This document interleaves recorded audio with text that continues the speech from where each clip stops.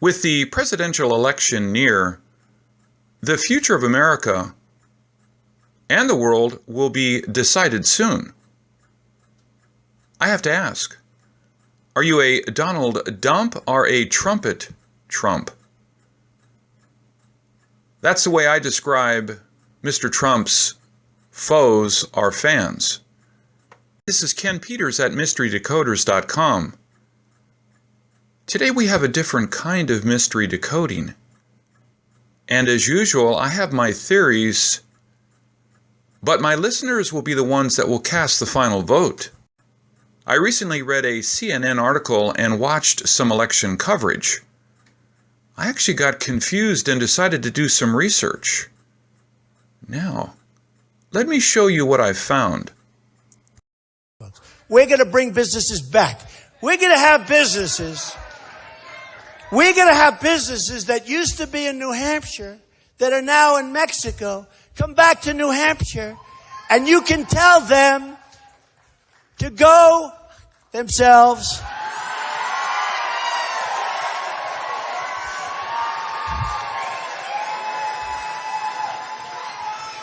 Because they let you down and they left. We want the businesses that stayed. I have to admit how I was moved by his passion to make America great again. But I was puzzled by this recent CNN article about his hiring of foreigners at his club.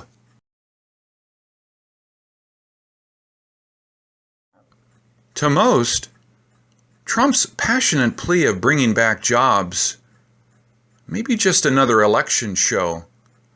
So no one paid much attention, while CNN's coverage about Mar-A-Lago Club did raise a few eyebrows. But for Trumpet Trump, that is just another Donald Dump. But I can't help thinking about it. Since Donald is known for his great business mind, why did he go through the trouble of hiring foreign workers when he can get them easily from home? So I started my research. The story first broke out August 2015, but it got mainstream media attention after the New York Times published it on 2/26/16. You can find these facts pretty easily. Most of the foreign workers are from Europe, mainly Romania.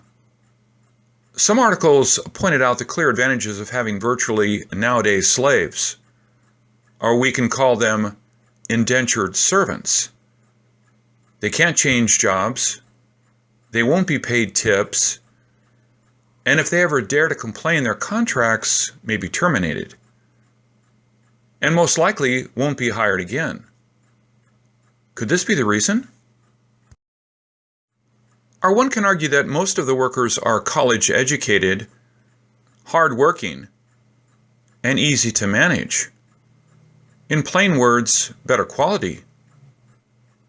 But is that the reason? I can't deny it may be more appealing to a guest when you have young, good-looking, educated staff with European accents at the resort. But how about the single mother who can't pay rent to feed the kids? Not having to deal with workers not showing up when kids are sick can make the manager's job easier. But if you do not give a worker a chance, they can never build the skills and move up. And the resort said no local workers want to apply to a 9-month-long temporary job. Well, with the current unemployment program, based on the job posting of $10.50 per hour and 30 hours per week, a worker will make $1,365 per month, with $1,261 after Social Security and Medicare tax deduction. If they file for unemployment benefits after the 9 months of work, they will get approximately $1,192 a month for unemployment. Not bad to have 3 free months vacation after 9 months of work. I don't see why people would not apply for a job like this. According to the articles, 297 people applied, but only 17 were hired. So don't you think it's a mystery that when America's brightest would die to be Donald's apprentices, yet no one wants to be his employee? It is less of a mystery why the resort would prefer to hire foreign workers, money-wise. All employers in Florida need to pay reemployment assistance tax. The initial rate is 2.7% on the first $7,000 of wages. But after the initial few years, the rate will be based on unemployment claims filed by employees. A seasonal employer will be hit big, more than likely the maximum rate of 5.4%. But if you have all foreign workers who get sent back at the end of the season, your tax rate can be as low as 0.1%.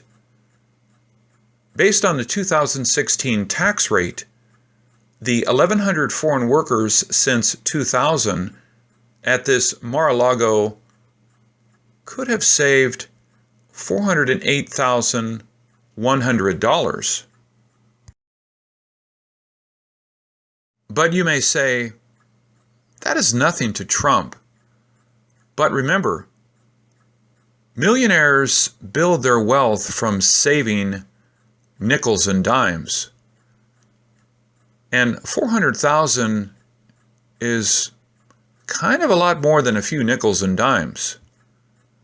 So, who would want to work for $10.50 an hour? More than likely someone who needs a job. So if that person can't even get that job, welfare, government assistance may have to fill the gap. And how much did it cost our governments to take care of the ones who were denied the job opportunities? You go figure. And a job is not only a job, it's a source of pride, the chance to advance in life, and the opportunity to have self-value. How can we make America great again if we allow foreigners to take away jobs at the starting point from people who need it the most?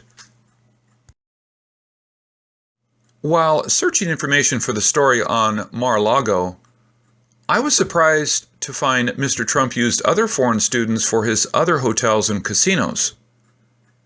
Exact numbers of hiring was hard to find. But in 2007, 3 of Trump's Atlantic City casinos hired a total of 75 J-1 visa student workers. According to the IRS, J-1 visa holders are exempt from Social Security and Medicare tax.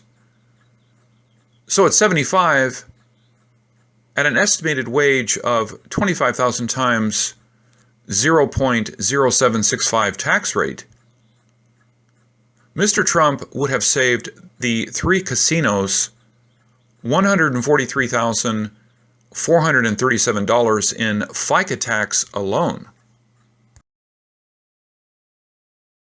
This Social Security tax exemption research led to another interesting possibility. When asked about the hiring of foreign workers at Mar-A-Lago, Mr. Trump claimed his hiring of H-2B visa foreign workers is just like the hiring of agricultural workers. We have to import workers for jobs seemingly no American wants to do. Well, H-2A workers are exempt from paying Social Security tax. But how about H-2B hirings? Technically, it is not. But if Mr. Trump said they are just the same, did he not then skip paying that tax? The 1,100 foreign workers could mean 1.5 million savings in Social Security tax since 2000 if they are claimed as exempt on his tax filing. But I don't know if they were exempt. You'd have to ask the resort on that. So what do you think? There may be many reasons for the Trump business to hire foreign workers. But if I had to pick one, I will say it's better for the Trump business. It may not be so good for Florida residents, nor for the Florida government.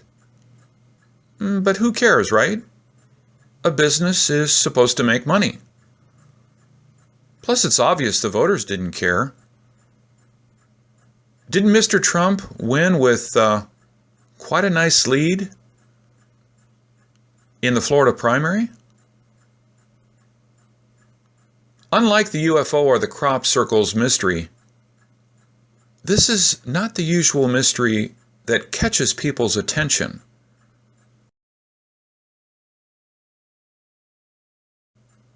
Actually, most of us don't really consider this a mystery. But let me ask you, why do you love Mr. Trump? Ladies, he's happily married. That's the mystery I can't decode. Thanks for watching.